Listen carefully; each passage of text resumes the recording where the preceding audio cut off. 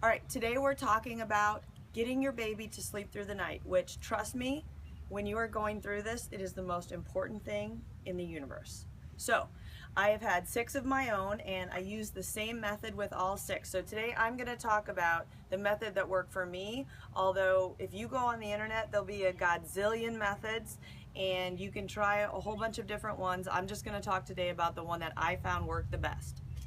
So, I would not even try anything for the first 3 months at all. Now I know that will make a lot of people just sigh and say, oh my God, please don't tell me that. But I'm just telling you, the baby's neurologically not ready to sleep through the night. The baby's gonna wake up, it's gonna be hungry, he's gonna need diaper changes, and you're just gonna have to suck it up and handle it.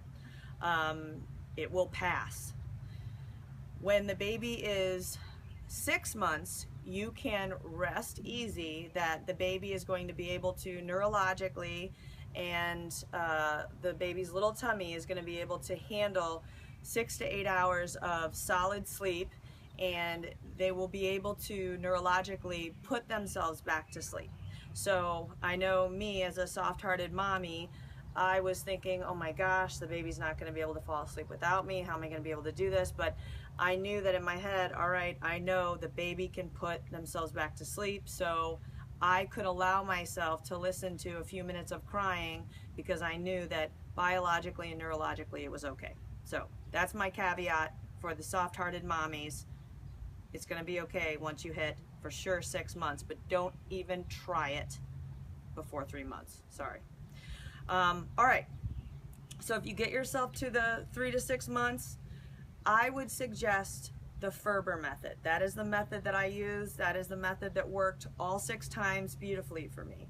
For me, before that, my kids did sleep in the same room, although not in bed. They slept in a co-sleeper next to me, and because I breastfed, it was kind of all-night buffet. It was open buffet. But for you that don't breastfeed, I would suggest cluster feeding and getting the baby very full so that you have a better chance of having a full belly. That means a better night's sleep. So cluster feeding before you're getting ready for bed, so from 5 to 7, 8, as many times as that baby can feed, that's the best thing to do. Get your nighttime routine set up and try to make that very regular. So if you do a bath, if you do a lullaby, try to get the baby to realize, okay, when we do a bath and then we go into this room and mommy starts to sing this song and the lights go down, they start to realize, okay, when this stuff starts to happen, I'm getting ready to go to bed.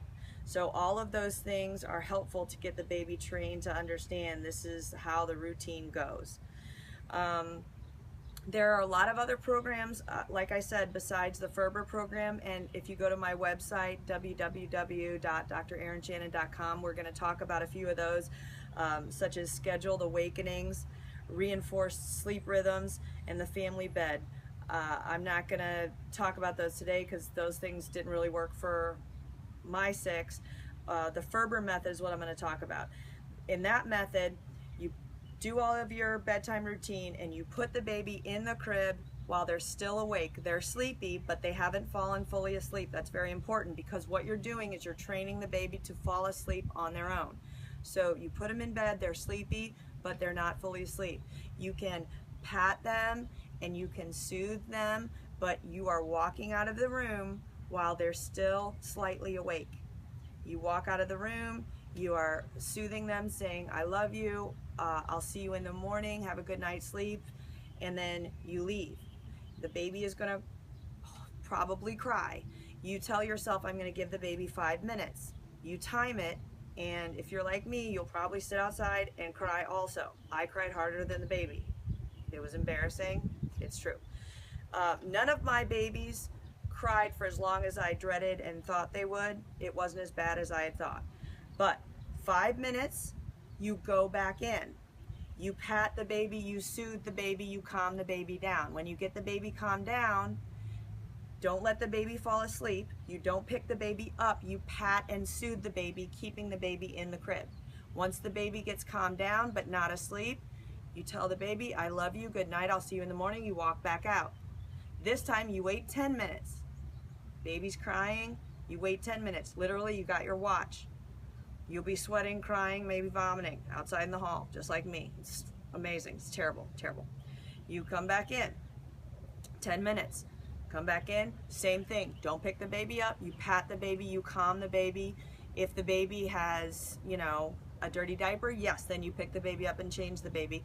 But don't turn the lights on, no toys, no loud craziness.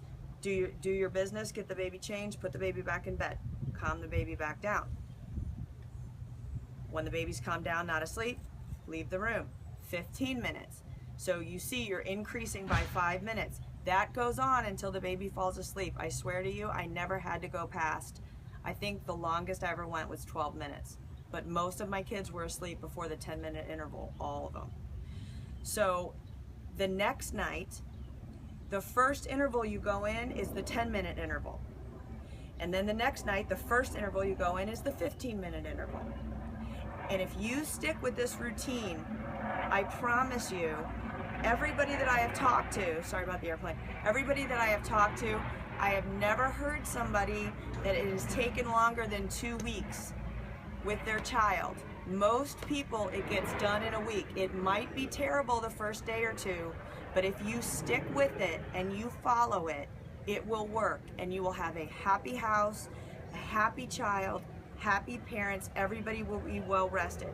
If there's somebody in the family that can't take the crying, have them go over to spend the night at somebody's house for a couple days. Dedicate yourself to doing this program. It's by Dr. Richard Ferber. You can get the book. It's called Ferberizing.